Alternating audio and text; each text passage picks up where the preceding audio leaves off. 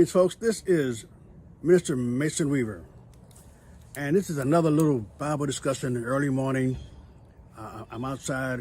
Yesterday, I went to this great event with a bunch of Christian men, God-loving men. I love being around Christian people, and Christian men especially, because it's just so much honor for each other. It doesn't matter what color you are, income you are. It doesn't matter where you're from, how far you drove. It's just respect. And we went to dinner after with a couple of guys and just had a great conversation. You don't have that with anyone else. To get together with Christian men, I encourage all of you, just sit in the presence of other Christian men. And you see things clearly. You see things like no one else does. God pours wisdom on men. He pours wisdom on men for a reason. But at this meeting, someone brought up a scripture that I hadn't looked at it a certain way. It's interesting. He made a comment that, could you forgive? We can forgive somebody. We can forgive somebody that used us and abused us. And I forgive that white guy that tried to kill me. I forgave him, and God healed me from my anger and hatred when I forgave him. Dropping 2,800 pounds to steal on you, trying to kill you for the color of your skin, and a young man anyway, like, as I was, he just upset. But this guy said, Could you love? Jesus said, love your enemy.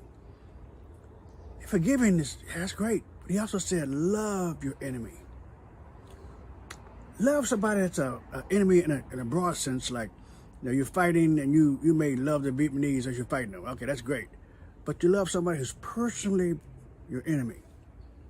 Can you love someone who your wife cheated on, your best friend, and your wife had an affair with?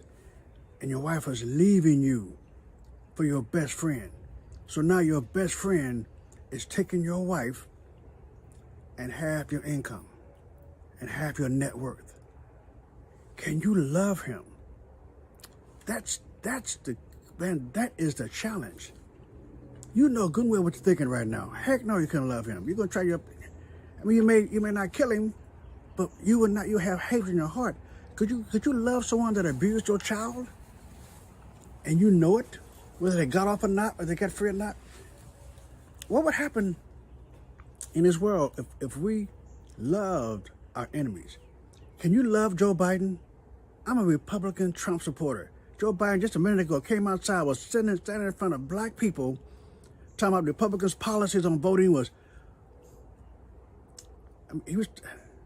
it's amazing. He was going back to the segregation times of his party and said it's 2.0. Like, we're the ones who did segregation. We're the ones that, and I got angry at the TV. He's standing in front of black people pretending Democrats are your friends. Can I love Joe Biden? Can I love the people who have cheated on me and lied on me and people stole my inheritance? Can I love them? That is the challenge of Scripture, folks.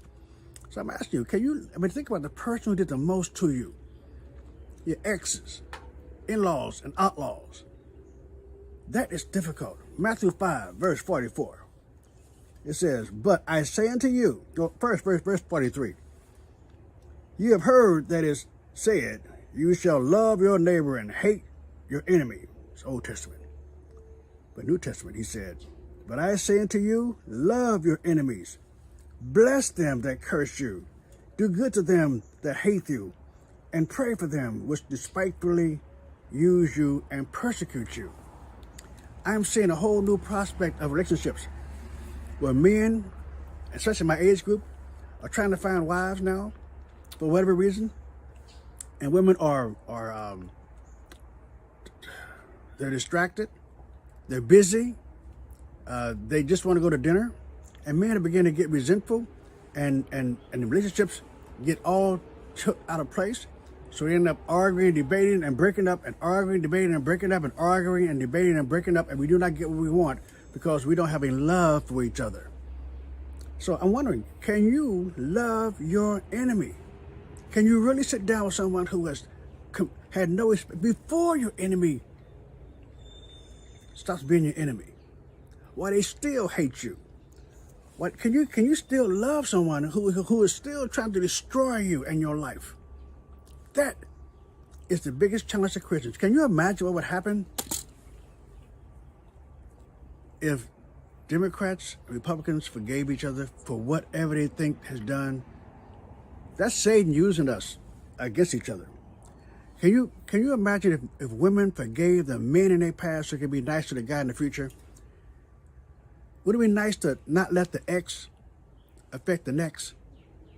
If you forgave the crimes, the disrespect, the cheating, the lying, the using, the abuse, can you forgive your abusive parents? Can you forgive the man that abuses a child? Can you forgive the school teacher that raped you? Can you? That is probably the hardest thing for Christians to do. Forgiving is one thing, but loving them, do I really think I can forgive that white boy? If I ever see him again, it'll be okay now. Used to be, it would have been a murder. I can embrace him, tell him about Jesus Christ, but can I stand between him and 2,800 pounds again? Can I look him in the eye while he controls 1.5 tons?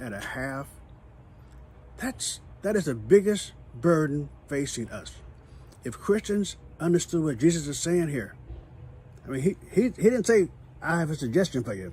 I say unto you, love your enemies. It doesn't mean surrender to them. It doesn't mean fellowship with them. It doesn't mean trust them. But you need to love them. That is hard. And I'm going to join you in that prayer that we can find more strength as Christians. I'm a hostile, aggressive alpha male and blah, blah, blah. I tend to do what I am. That's what I am. That's what I do. I got to be a little more gentle. And I'm asking you guys to pray for me. Those who do not like me, pray for me. This is a time that we need to stop being the center of our universe and put God in the center of our universe. And Jesus Christ said, love your enemies. So, this is Mason Weaver. To all my enemies out there, I love you.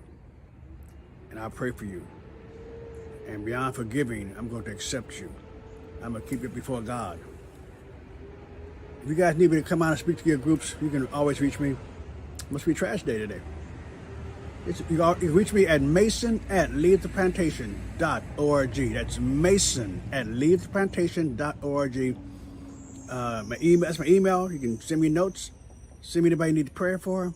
Want to invite me to your place to speak? Do that. Or discuss this topic with me. This is the hardest thing for the church to do. For Christians, we can't even forgive each other, man. Can you forgive that lying pastor who misled you and took advantage of you? Can you forgive the deacon who did not treat you right? Can you forgive the church that welcomed you and came in? Satan keeps throwing those little things at us. They did you wrong, they did you wrong, they did you wrong. But God did you right. God reclaimed you, God proclaimed you, and God will claim you. It's just time for us to stop trying to be our own guide and have faith. Faith is a verb. I learned something yesterday. It was, and going to that meeting yesterday was difficult for me because it was far away and inconvenient, early in the morning, blah, blah, blah, blah, blah. And I said, because I didn't feel like going, I went. Because God doesn't tell you don't do this. God tells you to do this. And your spirit tells you what not to do. Sometimes Satan tells you what not to do, but God says, go do this, go do that. And because I was tired and a long, long way away and in traffic and all kind of reasons why I had things to do, I'm so glad I went to that meeting. Hanging around Christian men. Just, it's so valuable. I cannot proclaim it enough. Now, ladies, I don't know what hanging around Christian women do. I don't hang around a bunch of Christian women. I hang around their men because we have to lift up each other. And the old have to give their wisdom to the young, and the young have to give their energy to the old. There's a reason why God gave old men money and young men energy. This is Mason. I love all of you guys. If you're my enemies, I love you even more. Take care. God bless you. Stay right or be left. Eternity is a long time to be wrong. Take care, folks.